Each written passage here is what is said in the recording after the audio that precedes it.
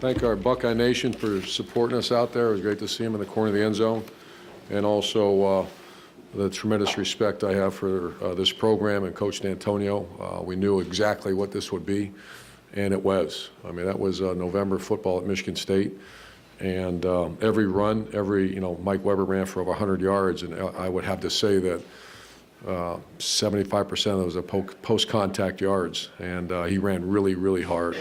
Everything about that was really hard against that defense, and I'm really ecstatic for our defense the way they came out and played.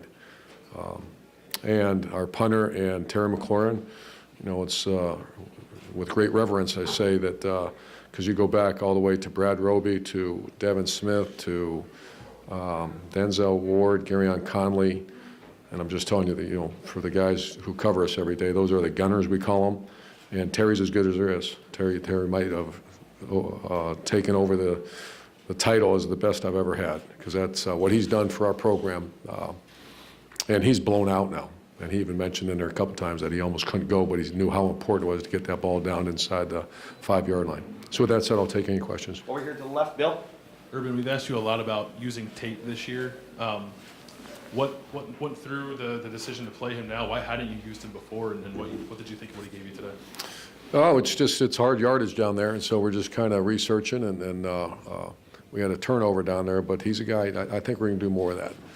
It's just that's when you start to get in that part of the field, it's rugged, especially against a defense like that. So I hope to use him more.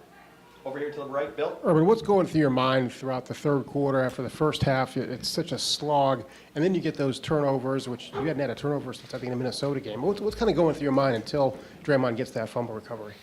We just kept playing the field position game. I want to say everyone at 6 times we kept them inside the 20. I'd like to hear that stat, Jerry. You said 5 inside the 6 in the second half for Drew. 5 inside the 6-yard line, and that's in those kind of conditions. That was to me the difference. And we always talk about the offense's job in a game like this: get 2 first downs, get the ball to midfield, and let's get the ball down inside the 10-yard line. I can't imagine a group that works harder than our guys at that than Drew and our gunners. Over to the left, Austin. Urban, it seems like for the last 4 or 5 weeks, it's even when Ohio State wins that you guys haven't been satisfied with the way you played. How do you feel with this win on the road in the cold against this team, and was the mood different with your guys afterwards? It sure was. That was a big win. We're very satisfied, and I agree with you. The other ones, people didn't feel like they won.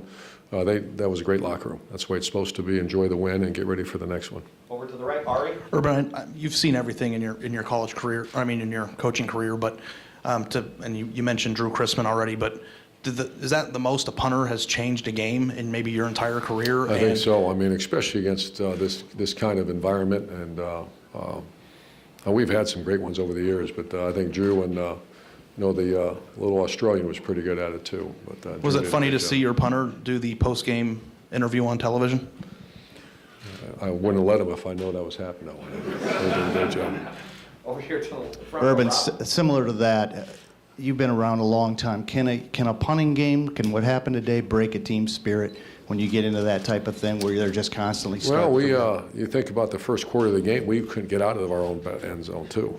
That's the way it started. And I remember a couple years ago against a team up north, that's awful when you're facing a great team and a great defense and you just can't get back, And then all of a sudden you flip the field and if you remember, they missed a field goal, and that kind of flipped it. Instead of us being backed up, we were on the 30-yard line. Then we started playing an even field. I have to ask you about his first punt, though, 4 yards. After that, to see him redeem, what were you thinking after the 4-yard? Almost benched him, but we just don't have anybody else to go with. Over here to the right, Clay. Did you see this as a pretty big hurdle to climb to beat a ranked team on the road? Could this be the kind of game that sets up November like you wanted to? We're not where we need. We talked about. Do we have conversations about what's going to cost? No, we're not there yet. And we needed to play some really good defense, tackle well, create turnovers. We did that. We needed to continue to run the ball and have a tailback run 100 yards against these guys was outstanding. So we're just driving the nail. Just keep hitting the nail as hard as you can. Front row, middle, Shannon. Hey, congratulations, Mr. Meyer, on your win today. I am just curious. We all know that you're the mastermind behind offensive football, and just wondering what your thought is on Rocky Lombardi and what your thought was on him being pulled from the game today. Oh, I don't know. I just saw him go in right before the half and take the team right down the field. I got a lot of respect for him, and I thought he played great, in that drive. I don't even remember when they pulled him. Front row right, Tim? Yeah, Urban, just from your vantage point, just defensively, what did you guys really get done today from your vantage point? Tackle. And- Yeah. We really tackled well, and I felt like we covered well and tackled well. And what kind of shot in the arm does that do for that group? That's confidence, man. And you talk about an outfit that needed it. We needed it.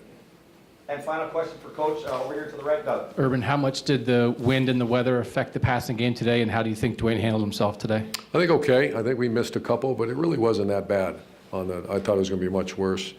And I'd like to close with this, is that we presented on behalf of the Ohio State football team and Buckeye Nation, we presented William White the game ball for this game today. And it was really kind of cool to see Brendan come up there and take it on behalf of his father.